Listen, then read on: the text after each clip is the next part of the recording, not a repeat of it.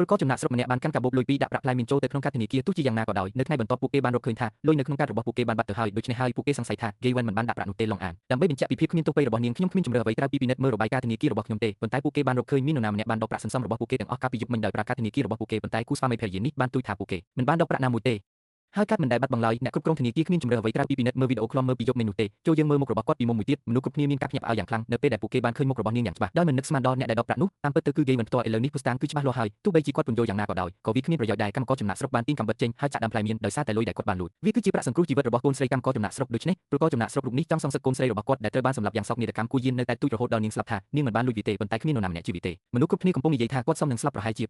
រះជឿថាទ្រង់បានយាងមកដោយផ្ទាល់សូមឲ្យគាត់កាត់ជាថ្មីចូលយើងត្រឡប់ទៅថ្ងៃដែលយើងបានជួយប្រកបចំណាក់ស្រុកបើកនីធនាគាររបស់ពួកគេរឿងនេះគាត់បានស្បត់ថានឹងស្វែងរកឃាតករដែលដាក់ទោសគាត់ជនសង្ស័យចម្បងរបស់គាត់គឺអ្នកគ្រប់គ្រងផ្នែក lobby វាអាចជាគាត់មែនទេតើគាត់ធ្វើដូចម្តេចទើបអាចធ្វើឲ្យខ្ញុំលេចមុខនៅលើវីដេអូសុវត្ថិភាពសម្រាប់គាត់ទេខ្ញុំត្រូវរៀបចំជាមុនពេលនោះគូស្វាមីភរិយានេះបានមកដល់រួចហើយដោយកាន់កាបូបដូចនៅក្នុងជីវិតមុនដែរដំបូងឡើយអ្នកទាំងពីរបានទៅអ្នកគ្រប់គ្រង lobby ដើម្បីដាក់ប្រាក់កក់ប៉ុន្តែគាត់ជាមនុស្សក្រអឹតក្រទមហើយបានបដិសេធភ្លាមផ្ទុយទៅវិញពួកគេត្រូវបានប្រាប់ឲ្យទៅរកអ្នកថែរក្សាផ្លែមៀនដែលមានចិត្តល្អទោះបីជា Gavin ដឹងថាអាជីវកម្មនេះគឺជាអន្ទាក់ក៏ដោយប៉ុន្តែដើម្បីស្វែងរកការពិតអនុញ្ញាតឲ្យគូស្វាមីភរិយាមកដាក់ប្រាក់របស់ពួកគេតើអ្នកចង់សន្សំប្រាក់ប៉ុន្មានខ្ញុំចង់ដាក់ប្រាក់ចំនួន5លានពេលដែលអ្នកគ្រប់គ្រងហាង Daring បានឮថាមានប្រាក់សុទ្ធសរុបចំនួន5លានយន់ខ្ញុំភ្ញាក់ផ្អើលភ្លាមគាត់បានសួរភ្លាមអំពីលុយរបស់ពួកគេពីណាពួកគេគ្មានជំរឿអ្វីក្រៅពីពន្យល់ថាវាគឺនិយាយអំពីការលក់ផ្ទះនិងដីនោះទេប្រាក់ដែលខ្ញុំរៃអង្គាសបានដើម្បីជួយសង្គ្រោះជីវិតកូនស្រីរបស់ខ្ញុំជាអកុសលអ្នកគ្រប់គ្រងក្រុមហ៊ុន Daring មិនបានដើម្បីបាត់ថងហើយពិនិត្យមើលយ៉ានគុំលោភលន់នឹងលុយអ្នកដទៃពេកទស្សនិកជនគួរតែត្រឡប់ទៅរកជំហររបស់ពួកគេវិញហេតុអ្វីបានជាអ្នកខូខើម្លេះអ្នកបានធ្វើរឿងទាំងអស់ដោយសារតែខ្ញុំមានតែពេលនោះទេទើបពួកគេអាចទទួលយកអាជីវកម្មធំបែបនេះបានសមាជិករូបនោះរំភើបចិត្តយ៉ាងខ្លាំងពេលបានជួបអ្នកគ្រប់គ្រង lobby គាត់កាន់តែមានការសង្ស័យថាគាត់ជាឃាតករខ្ញុំគិតថាគាត់ពិតជាចង់ស្នាក់នៅមាត់បង្អួចលួចមើលលេខកូដសម្ងាត់កាតធនាគារដូច្នេះដោយមិនអើពើនឹងការជំទាស់របស់អ្នកគ្រប់គ្រង lobby គូស្វាមីភរិយានេះត្រូវបាននាំទៅបន្ទប់ VIP ដើម្បីបញ្ចប់ដំណើរការគាត់បានសូមឲ្យមិត្តរួមការងារម្នាក់ទៅជាមួយគាត់ដោយនិយាយថាគាត់មានលុយច្រើនពេកតាមវិធីនេះទោះបីជាមានអ្វីមួយខុសប្រក្រតីក៏ដោយក៏នឹងមានមនុស្សដើម្បីធ្វើសក្ខីកម្មជំនួសគាត់ជាចុងក្រោយគាត់បានរំលឹកគូស្វាមីភរិយានេះម្ដងហើយម្ដងទៀតរក្សាកាតធនាគាររបស់អ្នកឲ្យមានសុវត្ថិភាពបន្ទាប់ពីធ្វើរឿងទាំងអស់នេះគាត់គិតថាគ្រោះថ្នាក់បានចប់ហើយប៉ុន្តែពេលពិចារណាបន្ថែមទៀតបញ្ហាជាមួយប្រព័ន្ធឃ្លាំមើលនៅតែមិនទាន់ច្បាស់លាស់នៅឡើយដើម្បីនៅខាងសុវត្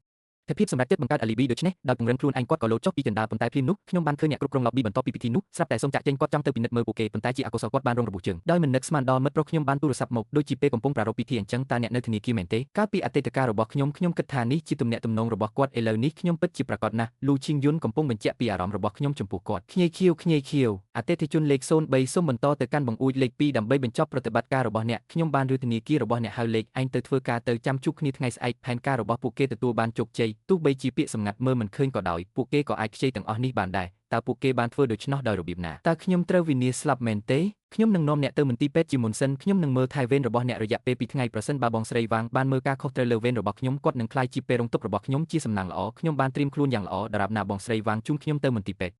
យនេះពោពេញទៅដោយកាមេរ៉ាសុវត្ថិភាពលើសពីនេះមានសក្ខីកម្មរបស់វងជីគ្រាន់តែទុកវាដូចនេះមួយយប់ហើយអ្វីនឹងល្អតើអ្នកកំពុងគិតអ្វីប្រញាប់ឡើងបងស្រីវាងជើងខ្ញុំនៅ